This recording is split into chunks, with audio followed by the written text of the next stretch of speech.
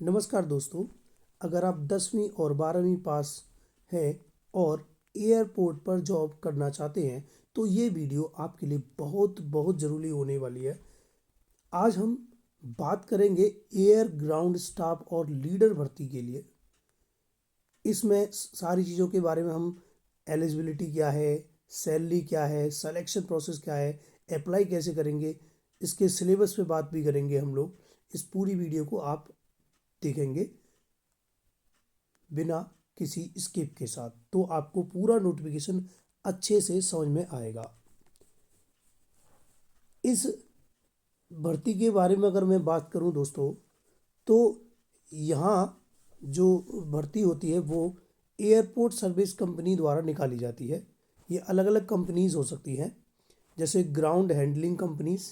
इसमें मुख्य रूप से दो पोस्ट होती हैं। पहली एयरपोर्ट स्टाफ और दूसरी है एयरपोर्ट लीडर। कौन कौन सी? एयरपोर्ट स्टाफ और दूसरी है एयरपोर्ट लीडर। ठीक है, तो आइए इसका हम ऑफिशियल नोटिफिकेशन देख लेते हैं कि इसका जो ऑफिशियल नोटिफिकेशन है वो क्या है। ठीक है, तो ये आपकी ऑफिशियल नोटिफिकेशन है जो IGI एविएशन सर्विस के द्वारा निकाली गई है। इसमें एयरपोर्ट जो ग्राउंड स्टाफ है वो 12th पास होना चाहिए या उससे ऊपर होना चाहिए। इसमें एज जो होती है लगभग 18 से 30 साल की होती है। एक्सपेक्टेड सैलरी जो होगी वो लगभग 25,000 से 35,000 भी मिलती है, और PF वगैरह सब कुछ दिया जाता है इसमें।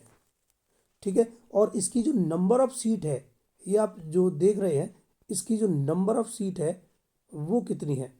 नंबर ऑफ सीट है 1017।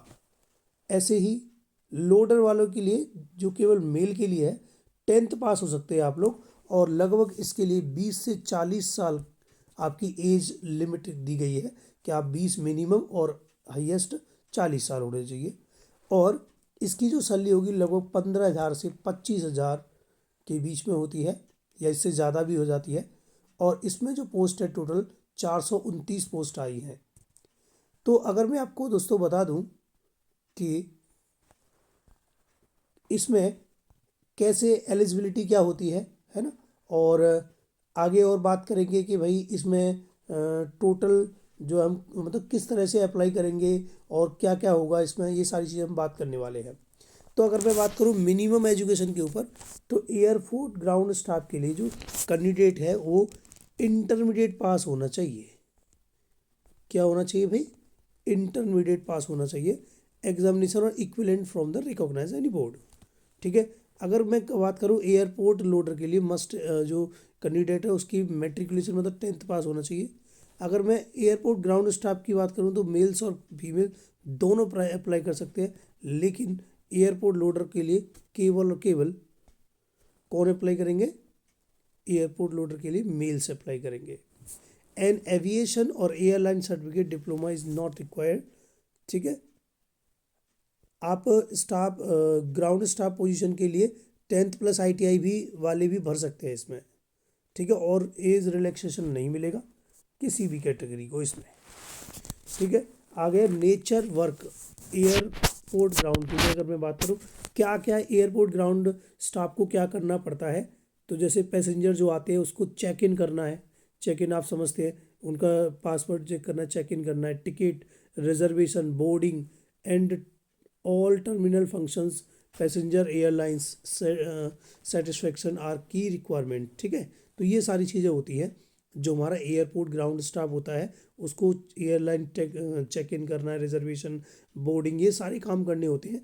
बहुत अच्छी जॉब है ये आपके लिए, एकदम बहुत बढ़िया है, आप इसको भर सकते हैं। ठीक है, और बहुत ज़्यादा बड़ा एग्ज़ाम नहीं है इसका, बहुत छोटे। मैं एग्ज़ाम के बारे में बात करूँगा कि एग्ज़ाम में क्या क्या आएगा। तो अगर नेचर ऑफ एयरपोर्ट लोडर की बात करूं तो यहाँ पर लगभग प्राइमरी रेस्पॉन्सिबिलिटीज़ होती हैं जो बैगेज कार्गो लोडिंग होती हैं, है ना। जैसे जो वो आते हैं बैग वगैरह आते हैं तो उनको चेक करना, उनको देखना। ठीक है, और उनको एक लाइन में रखते जाना, कहते हैं ना जो एक घूम करके सारी चीज़ें वहाँ पहुँचती हैं एरोप्लेन के पास, एरोप्लेन से सीधी वापस आती हैं। तो लोडरों का काम होता है वही है। ठीक है, अगर मैं बात करूँ इसके एग्ज़ाम की, तो एग्ज़ाम में क्या क्या आएगा, एग्ज़ाम के सिलेबस पे, मतलब पेपर पैटर्न पे, तो जनरल अवेयरनेस आएगी, यानी कि जीके जो होती है, जीएस जिसे हम कहते हैं, 25 क्वेश्चंस आएंगे आपके। और एप्टीट्यूड रीजनिंग आएगी, 25 क्वेश्चन इसके आएंगे। इंग्लिश नॉलेज 25 क्वेश्चन इसके आएंगे। एविएशन नॉलेज 25 क्वेश्चन इसके आएंगे। टोटल जो मार्क्स होंगे वो 100, टोटल जो अगर मैं बात करूँ तो 100 है, 25 मार्क्स फॉर ई सब्जेक्ट, प्रत्येक सब्जेक्ट के लिए 25 मार्क्स का, टोटल मार्क्स का कितना है, 100 का है भाई। ठीक है।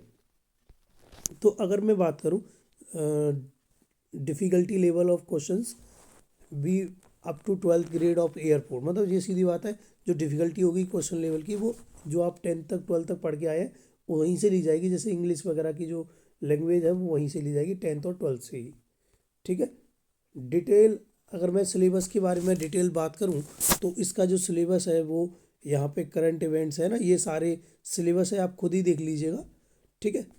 बहुत बड़ी वीडियो हो जाएगी इसलिए मैं सारी चीज़ों डिटेल बात नहीं कर रहा हूँ। ठीक है। यहाँ पे थोड़ा कंप्यूटर के बारे में नॉलेज होना चाहिए। देखो यहाँ पे कंप्यूटर की बात भी है, थोड़ा बेसिक कंप्यूटर की नॉलेज आपको पता होना चाहिए ना, ये चीज़ आपके लिए बहुत ज़रूरी है। कंप्यूटर की एप्लीकेशंस, कॉमन अब्रीविएशन है, ठीक, ये चीज़ आपको पता होना चाहिए भाई। तो आगे है एप्टीट्यूड रीजनिंग। एप्टीट्यूड रीजनिंग में आपको देखिए कोडिंग, डिकोडिंग, एनालॉगी, ये सारी एप्टीट्यूड रीजनिंग भर रखी है भाई इसने, है ना। तो आप लोगों को क्या करना है, अच्छे से पढ़ के जाना है और एग्ज़ाम दे दीजिए, आपका बहुत जल्दी नंबर आ जाएगा इसमें। ठीक है। तो जो बच्चे जॉब की तलाश में है 10th और 12th के बाद, वो हमारे चैनल को सब्सक्राइब कर लेंगे, लाइक करेंगे, दोस्तों को शेयर भी कर देंगे और कमेंट करना तो बिल्कुल नहीं भूलेंगे। इसी तरह से हम आपके लिए और जॉब लाते रहेंगे और हमारे लिए आपका ये सारी चीज़ें, मतलब आपके लिए बहुत अच्छी अच्छी जॉब लेना ये हमारा परम कर्तव्य है और हम इसे निभाते रहेंगे। ठीक है। धन्यवाद आज के लिए, मिलते हैं अगली वीडियो में एक नई जॉब के साथ।